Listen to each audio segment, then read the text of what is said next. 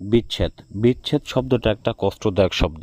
সম্মানিত ভিউয়ার্স, ওনাকে দেখা গেছে স্বামী স্ত্রীর মধ্যে বিচ্ছেদ হয়, বা প্রেমিক প্রেমিকার মধ্যে বিচ্ছেদ হয়, বা মা বাবার সাথে সন্তানের বিচ্ছেদ হয়।